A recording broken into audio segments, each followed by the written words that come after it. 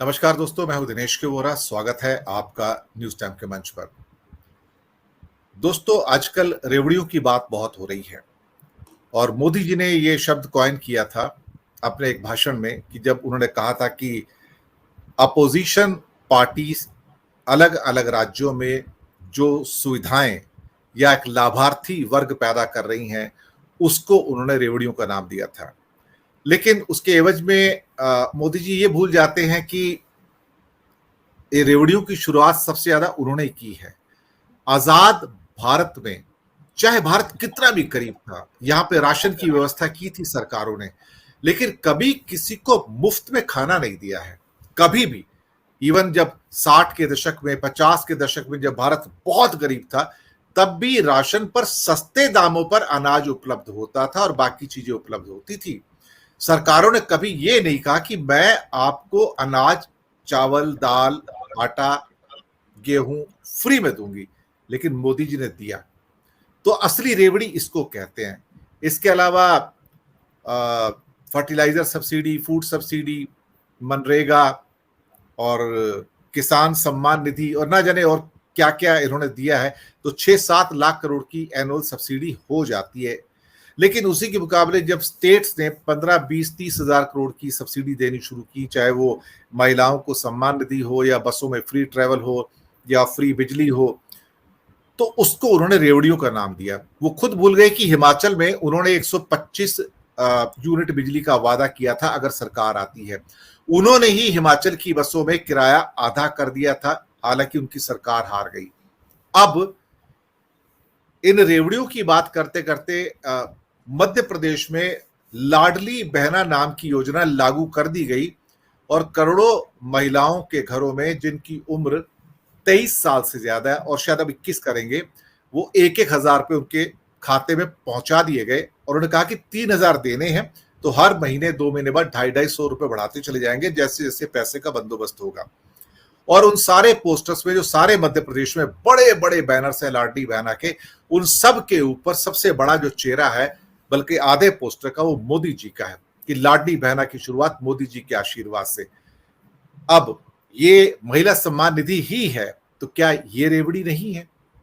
सवाल ये पैदा होता है कि अगर मेरे अपोजिशन के भाई कुछ करते हैं तो उसे रेवड़ी का नाम दिया जाता है, और अगर खुद करते हैं तो उसे वेलफेयरिज्म का नाम दिया जाता है।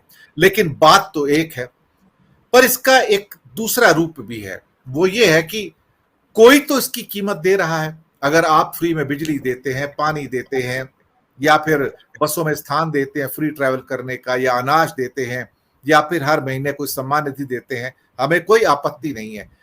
लेकिन सरकार अपने खाते से दे नहीं रही है, ये टैक्स पेयर का पैसा है। इनडायरेक्ट टैक्सेस 140 करोड़ पेमेंट करते हैं, डायरेक्ट टैक्सेस थोड़े से कम पेमेंट करते हैं, लेकिन अल्टीमेट बोझ तो टैक्स पेयर्स के ऊपर ही आएगा सारा का सारा।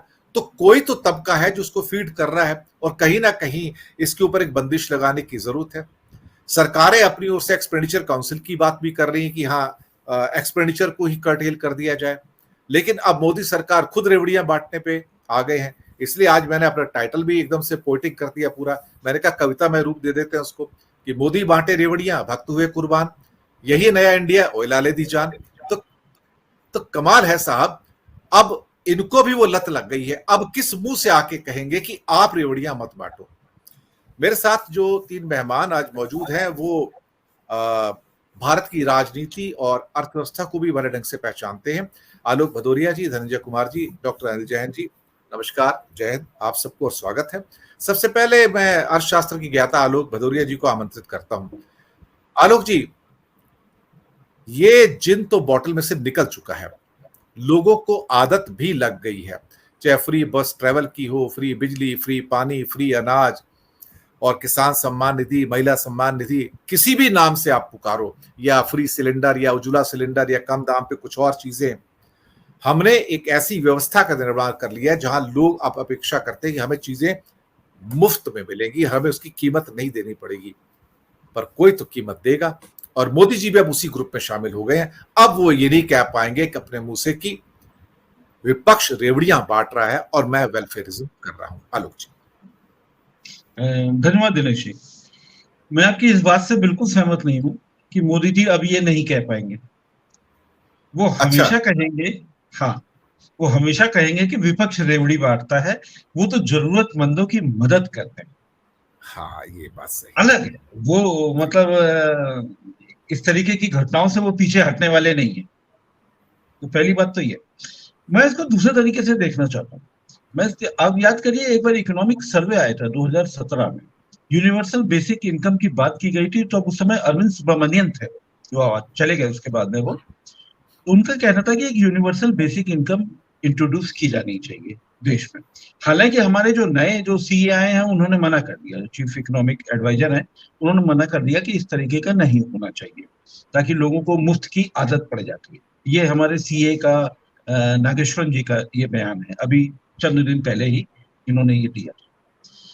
लेकिन मुझे ऐसा लगता है कि ये यूनिवर्सल बेसिक इनकम को एक बार में ना कर कर, जैसे जैसे पैसे इकट्ठे होते जा रहे हैं, उस तरीके से छोटे छोटे पार्ट में दिया जाता रहा है, देना चालू कर दिया गया है।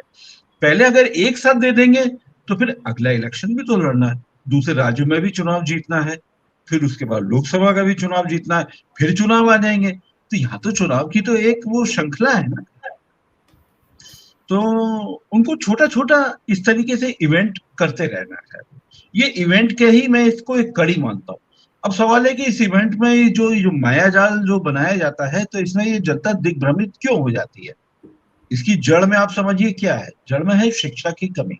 शिक्षा के बजट को उस तरीके से कभी बढ़ाया नहीं गया। अब आप इस तरीके से लेकर देखिए, अगर शिक्षा के बजट को नहीं बढ़ाया जाएगा, लोग अगर शिक्षित नहीं होंगे। देखिए, साक्षरता, एनरोलमेंट जरूर निसंदेह बढ़ा है, इसमें कोई शक नहीं है। कोरोना का कुछ पीरियड को अगर छोड़ दिया जाए तो एनरोलमेंट जरूर बढ़ा है, साक्षरता जरूर बढ़ी है, लेकिन अभी तक मुझे लगता है कि लोग शिक्षित नहीं हो पाए हैं, लोग चीजों को समझ नहीं पा रहे हैं। अभी भी देखिए, डबल इंजन की सरकार होती है। एक छोटा सा एक उदाहरण ले लेते हैं, एक डबल इंजन की सरकार है भाई, खूब होता है, भारतीय जनता पार्टी को वोट दो, डबल इंजन की सरकार बनेगी, इतना हम ये विकास कर देंगे।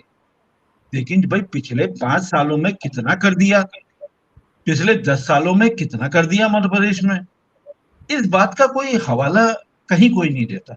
आप कुछ नियुक्ति पत्र बांटते हैं, वो कितने नियुक्ति पत्र हैं? इतनों की बेरोजगारी को आपने खत्म करके रोजगार देने का वादा किया था, और कितने नियुक्ति पत्र आप बांटते हैं?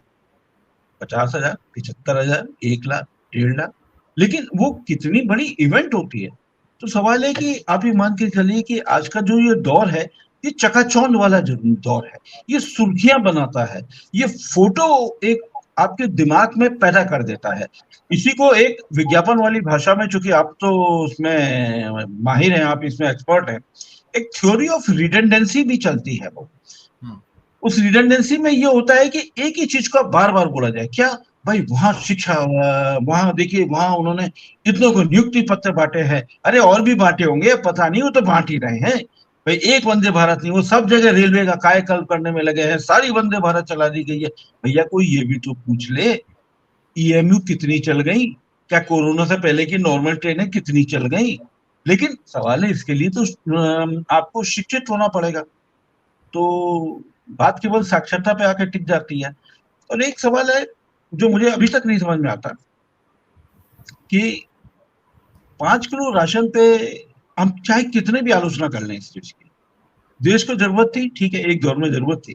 लेकिन आपका ये कहना भी बिल्कुल सही है कि इससे पहले सरकार ने, चाहे मनरेगा भी था, काम करो तब आपको पैसे मिलेंगे। गेहूं, आपकी चावल की भी स्कीम थी, अन्ना की भी स्कीम आई थी, उस जमाने में भी हुआ था, साउथ में भी यही हुआ था कि आप काम करोगे तो आपको 2 रुपए किलो चावल मिलेगा। नंदमूरी तारक रामाराव ने भी चालू किया था कि आपको वो 1.5 रुपए में, इतने में आपको वो सब दे रहे थे, लेकिन कुछ ना कुछ पैसे ले रहे थे। इस बार आपका कहना बिल्कुल सही है कि आप पैसे ले ही नहीं रहे हैं।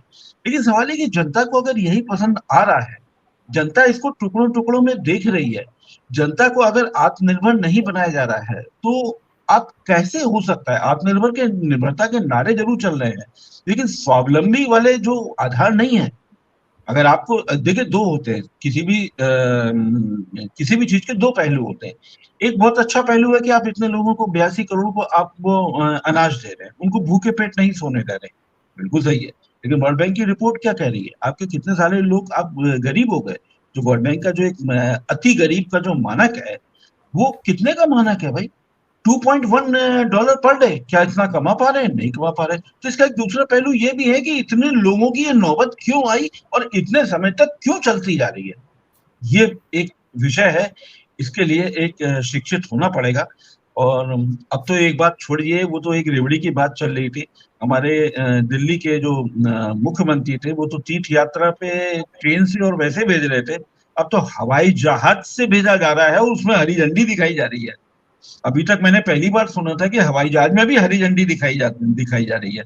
अब इसके बाद अब क्या कहें, मतलब कुछ कहने लायक नहीं बचा। दिनेश जी, आपके पास वापस। सही कहा आपने। वो